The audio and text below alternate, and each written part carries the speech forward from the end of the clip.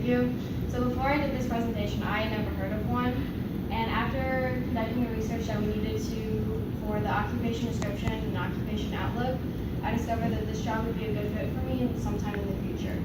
The research that I conducted was the education requirements, duties and responsibilities, salary, employment projections, and market factors. To begin, the education requirements is kind of the standard education. It only requires a 4-year degree from an accredited 4-year college. So that can either be a Bachelor of Arts or Bachelor of Science. A master's degree is not required, but however, it is recommended for this job just because this job you kind of start out in the lower tier and you can work your way up to a higher tier. And if you do go into a master's program, then you can kind of start out right in that higher tier. You don't have to kind of start out in the lower tier and then work your way up to the higher tier. During college, you'll take multiple business courses. The general major for this occupation is finance or some degree in business. Just a general business degree would also be fit for this occupation. The multiple business classes you could take are econ, accounting, different finance courses, just to kind of get you that outlook into what you will actually be doing in this occupation.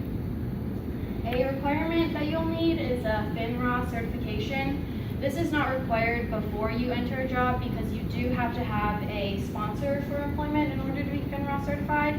And I found the information on finra.org 2017. FINRA is used just to kind of protect investors and promote market integrity while regulating securities and firms and brokers. So it's kind of just a security thing, making sure you know the rules and what you will be doing in that occupation. Next is duties and responsibilities. They analyze financial data and interpret the data. That's just kind of a brief overview of what you'll be doing. They also develop financial models and gain update job knowledge. So they work a lot behind the scenes in the business.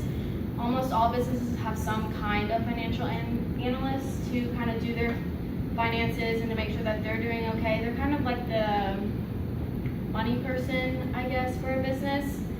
They are very computer oriented just because the computer allows them to kind of get numbers easier, especially in Excel. They have a bunch of formulas that they are able to use, like the sum program, and then a few more that you have to be very well knowledgeable in order to obtain this occupation. As far as salary goes, you can kind of see the lowest wage is $56,000, but that can also go up to $130,000 depending on kind of that level of tier you're working in and then also what state you're working in. California, Alaska, and Texas are kind of the big states just because they're bigger, so they require a lot more of this financial analysis occupation. The state that's left blank, it just says that the data was not available, and this information I found on the Bureau of Labor Statistics 2016. Different states demand different levels of this occupation, so that's why California, and especially New York, even though New York is a smaller state, they have so many more businesses than a lot of the other states in America. For employment projection, this kind of shows you where financial analysts are as far as other occupations.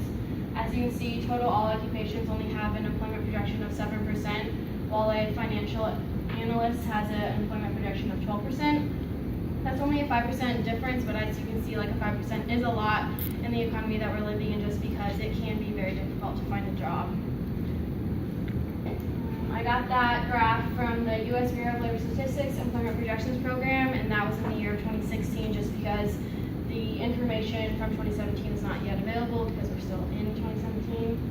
And it says that all occupations include all occupations in the U.S. economy, so like babysitting is not part of this, but actual occupations in the economy are included.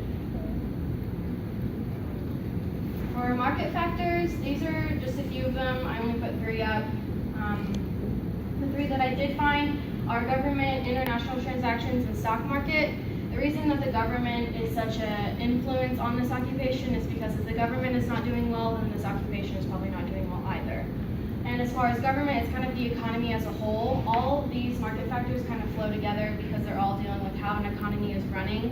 International transactions include the flow of funds between countries, and if the flow of funds between countries isn't exactly at the highest point, then financial analysts analysts don't really have much to do because the income and cash flow isn't as high as it should be in order for them to have more work.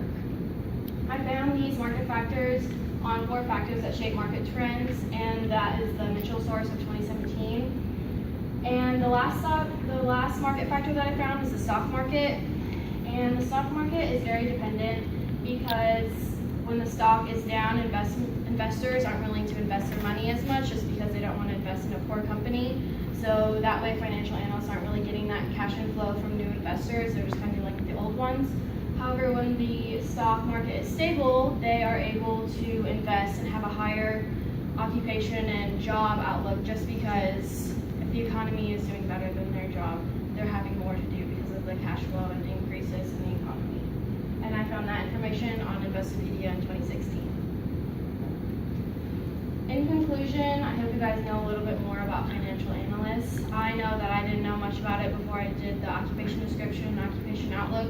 So doing this project really helped me find what I wanted to do just because I came into college not really knowing what I wanted to be. And I even changed my major last semester, so I'm still trying to find out. But overall, this was a really good job. They have a solid salary, a solid employment projection, and the education and requirements and dues responsibility is something that interested me as a whole and maybe